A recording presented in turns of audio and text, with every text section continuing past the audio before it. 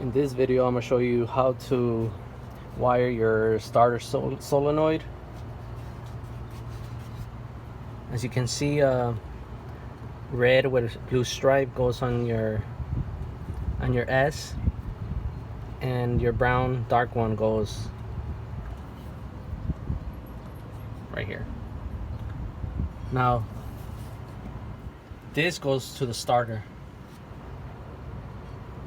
Starter is behind, next to the transmission, and this is your positive. This is your engine wire to the lights, and anything else that you want to wire could go on this side. And there you go, your starter solenoid on a '66 Mustang.